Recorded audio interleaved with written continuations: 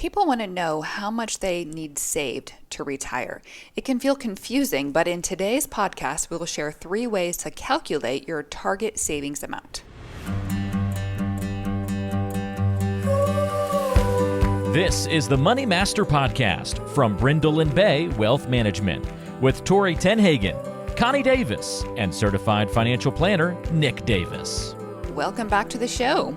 I'm Connie here along with Nick and Tori, and today we're going to talk about how to calculate your retirement number. It's a popular question when dealing with the subject, what's your retirement number? Or the target savings amount we'll need to retire comfortably. And so we want to know, how do you actually calculate that number? It's not just a guess. It's not just a guess. There's Say a number. Pick a number. We have to use math Any for number. real.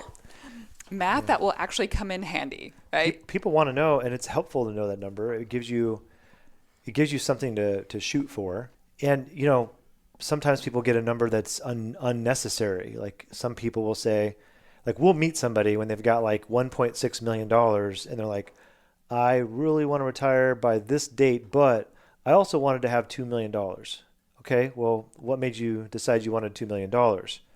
Well, just kind of a nice round number. Okay.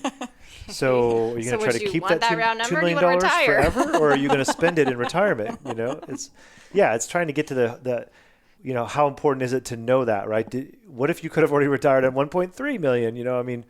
Let's kind of put some purpose behind it. Why does that 2 million matter? Why does that number matter? Yeah. It's a very popular and common question. And when you get the answer, well, it feels like an achievement. It feels like an achievement saying, I got $2 million. Off. Yeah.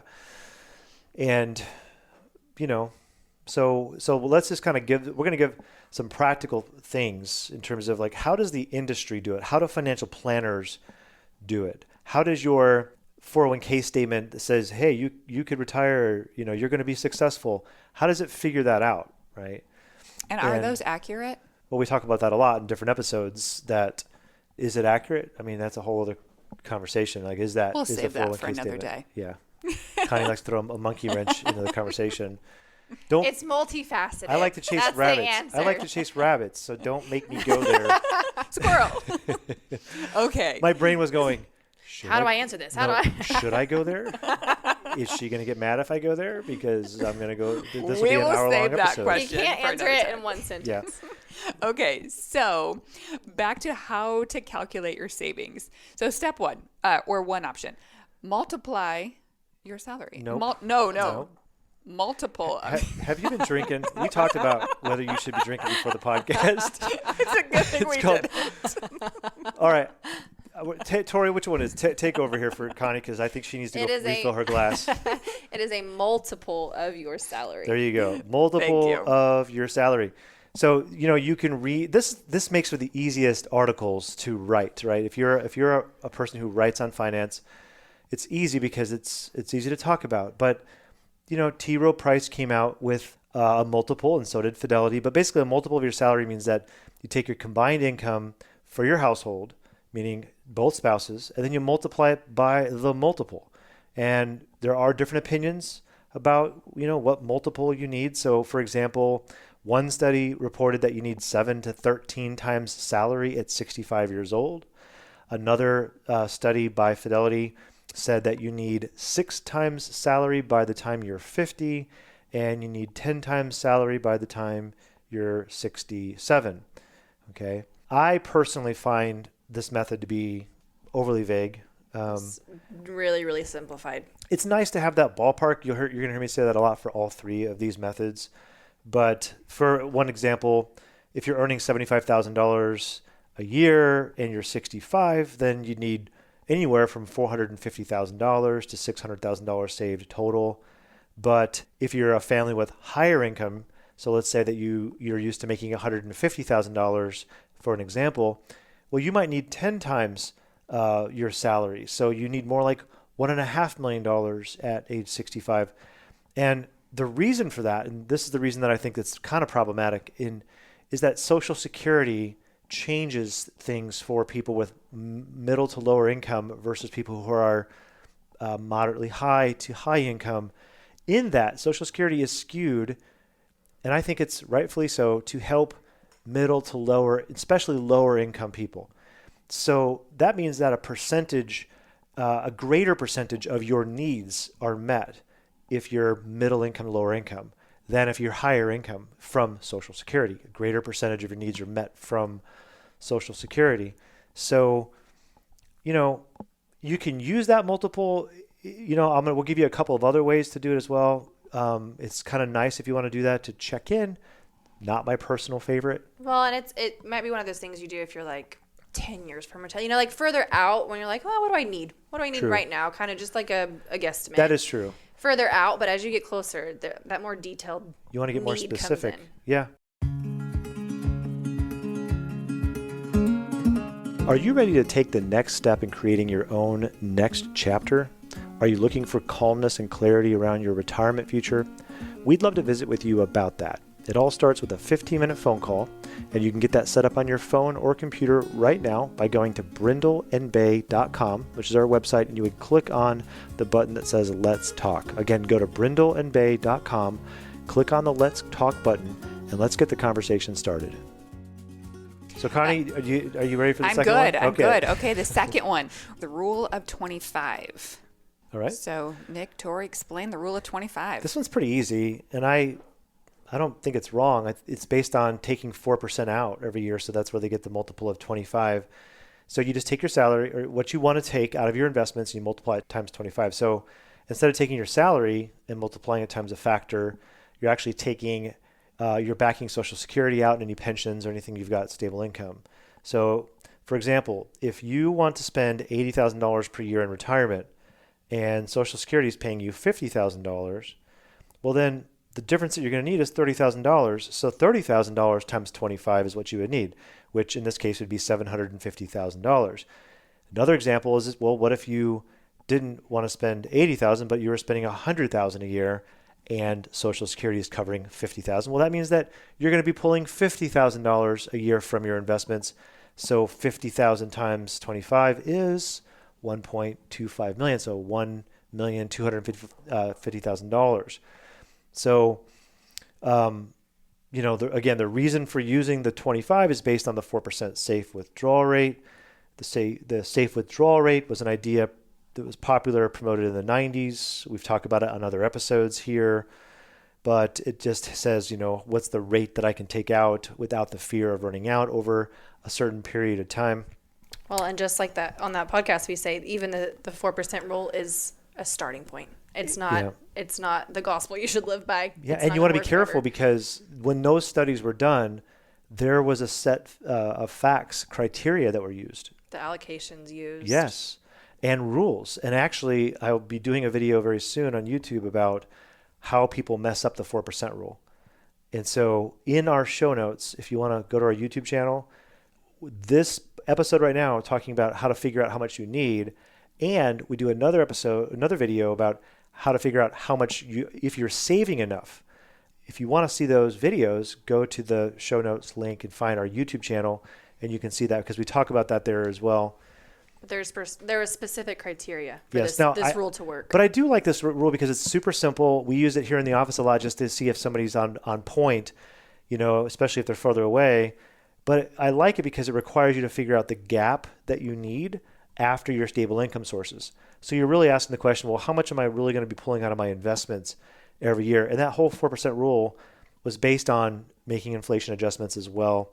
So it's quick and it's easy. There are some drawbacks. I will cover those drawbacks, after we talk about this third method here. I'll cover those a little bit more. The third and last way we're talking about is? Yep, the third method is percentage of income. That sounds the simplest to me, but let's talk about it. So it's a percentage of income, and I would say this is very common for people to say, I need 70% of my salary, or I need 80% of my salary. And that's a good way of really roughing it as well, roughing out together how much you need.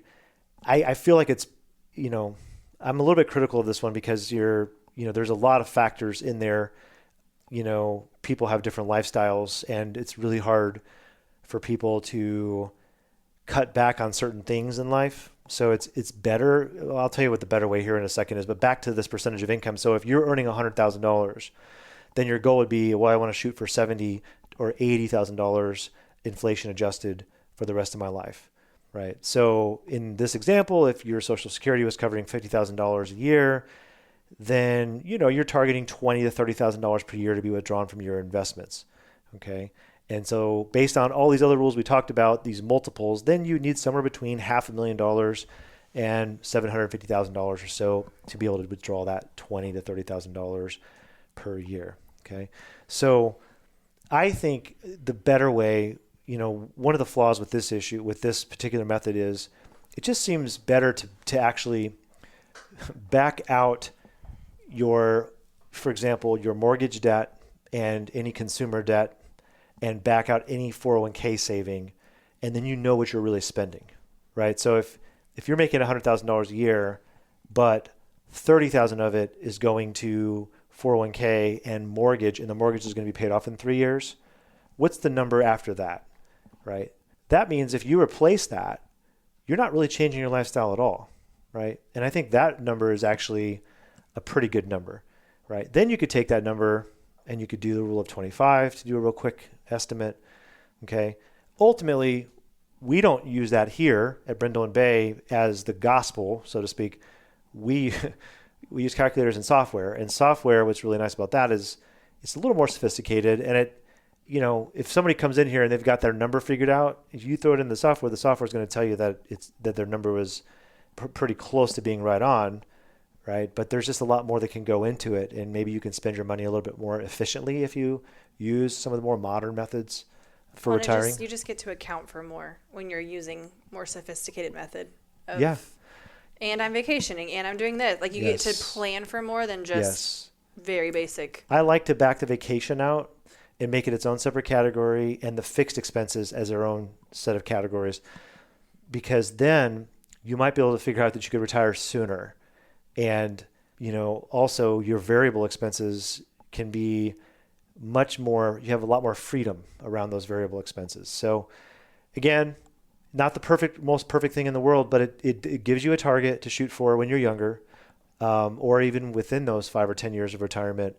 But, as with everything, it's not perfect, right? Right. Well, I think this was super helpful for just high level for anybody to do these simple calculations on their own calculator. And then, yes, meet with someone and dive deeper. But this is a great high level start. So thank you guys for sharing these ways to calculate how much you need saved for retirement, because that is a big question on people's minds. And we appreciate you guys listening today. We'd love for you to share the episode with someone you think would find it helpful, and leave us a 5-star review so other people can find our podcast as well.